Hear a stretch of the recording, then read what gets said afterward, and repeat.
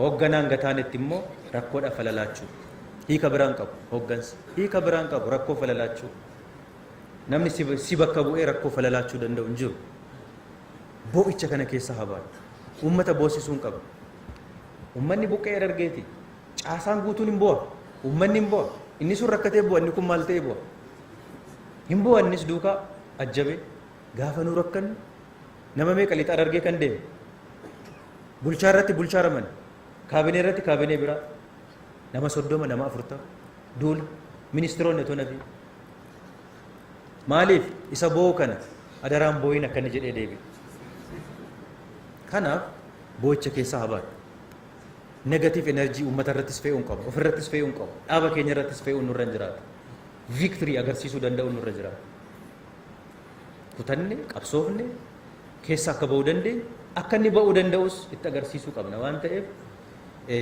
kana keessaa bahuun baay'ee barbaachisaadha lammaffaa tokkummaa keenya cimsuu irratti akkuma hojjennu tokkummaa sabaaf sablammoota irrattis hojjechuu qabna dogongoruun qabu tokkummaa sabaaf sablammoota irratti amma wanti oromiyaa keessatti ta'aa jiru waan nama qaanessu dhugaa dubbachuudhaaf qabsaa'onni OPDO mootummaa nuyi bushinu keessatti sabaaf sablammii oromiyaa keessa jiru jedhamu akka namaattis takka haalaan lubbuun bar zeeginatiin qabdu namummaan zeeginatiin qabu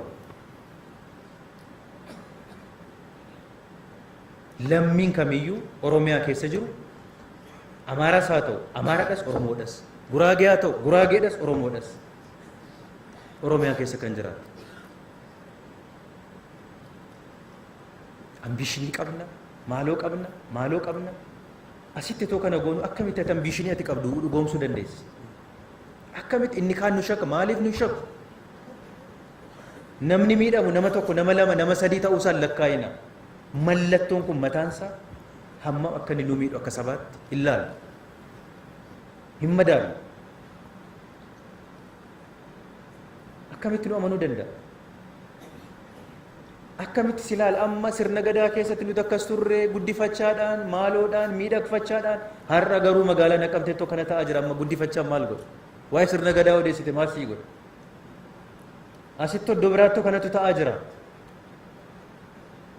waan waggaa 100 darbee odeessine maal godha har'a kan ta'aa jiru kan biraadha we have to be serious waan tokkummaa hin qabnu tokkummaa biyya kanaa alatti hin qabnu waa tokko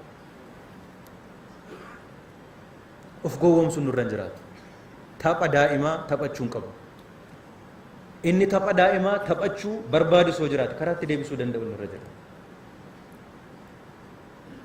mee amma nama tokko ajjeese nama baajaajii uffatu mee oromoodhaaf faayidaan inni qabu naaf naan gala dhugaa dubbachuudhaaf jaarraa kana keessatti yoo liitiraalii walitti himna jenne dadhabaa ta'uu keenya duubattafaa ta'uu keenya duubattafummaan keenya hammam fagoo akka inni ta'e kana kan inni nama barsiisu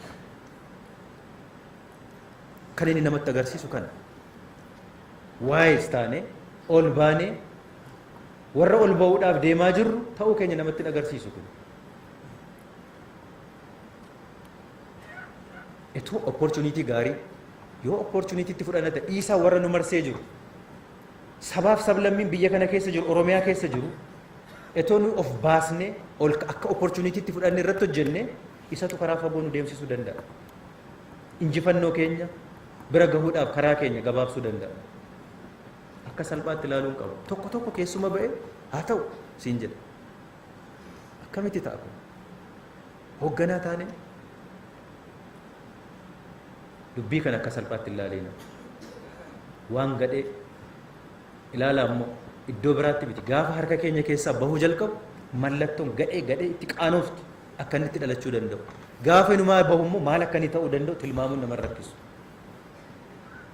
maal akka ta'uu danda'u achi dubbiin keenya waan ta'eef ummata kanas barsiisuu qabna itti himuu qabna nuuf yoo nuu galee garamitti akka deemnu yoo bara waan ta'eef dhimma kana serious ilaaluun enemy diina baay'ifachaa succeed godhuu hin dandeessu successful ta'uu mo'ataa ta'uu hin dandeenye diina baay'ifachaa diina keenya hanqisuudha nuti diina keenya xiqqeessuudha. Diina bira dabarree kan ija hamaan nu laalu iyyuu xiqqeessuudha yoo jiraate. Waan ta'eef dhimma kana sirriitti yoo ilaallee nageenya kan fiduu danda'u kanadha waan ta'eef dhimma nageenyaa yoo ilaallatan. Inni kan biraan amma dhimma siyaasa keenya fooyyessuu, jijjiiruu, cimsuuf jabeessuun akkuma jirutti ta'e siyaasa keenya keessatti gahee guddaa qaba kan jenne dhimma dargaggoo hojii dhabaa.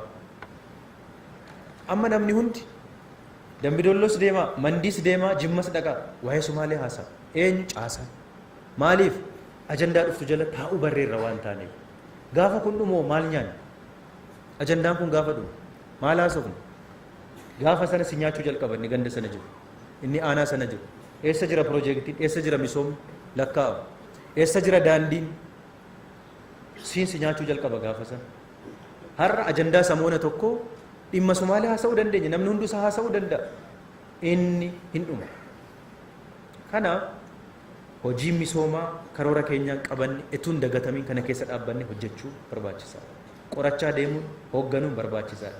Keessumaa dhimma dargaggoo sadarkaa barreen gaddaa hojjennetti barana hojjechuu qabna jenne waan ta'eef kana irraa kana dhiisee shelfii irra kaa'ee waa'ee Somaaleef waa'ee daangaa odeessa taanaan hoogganaa miti.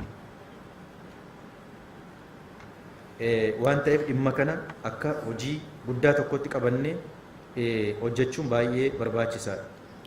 Dhimmi karaa sassaabdummaa ammas rakkoo guddaa jira.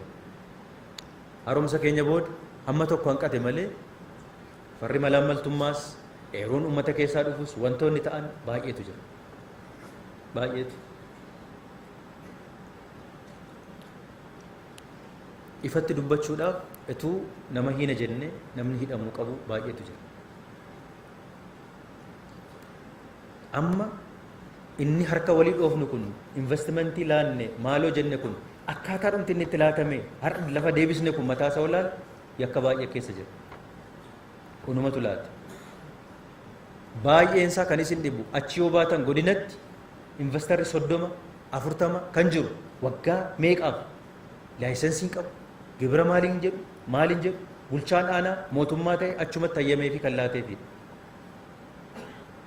bulchaa kan kenneefi baay'eetu jira. Kana keessaa ba'uu danda'u nurra jiraata. Yoo akkuma agarreetti utaalleetti galla jenne waan baay'ee balleessuu dandeenya waan ta'eef ammallee rakkoo guddaatu jira. Ammallee amalli bare naman dhiisu amalli isa bare kan hin dhiisne yoo waa arraabbate malee jiraachuu kan hin dandeenye baay'ee jira waan ta'eef irra dhaabbachuun barbaachisaadha. Sana kan dhabamsiisuu danda'u qabsoo koomishinii farra malaammaltummaa duwwaa miti. Qabsoo keenya. Qabsoo dhaaba keenya keessatti mootummaa keenya keessatti nuti gaggeessinu uummanni gaggeessu waan ta'eef dhimmi karaa sassaabdummaa ammallee rakkoo guddaadha waan ta'eef ilaalamuutu irra jira. Kontiroobaandii Harargee keessatti irra nu rakkisu kan warra kaanii jenna malee hankeenyas yoo kaasne baay'eetu jira. Dhimmi daangaa nuti hankeenya yoo ilaalle baay'eetu jira. Rakkoo baay'eedha kan jiru. Kanaaf xiyyeeffannaa keenya guddaa tokko goonee ilaaluun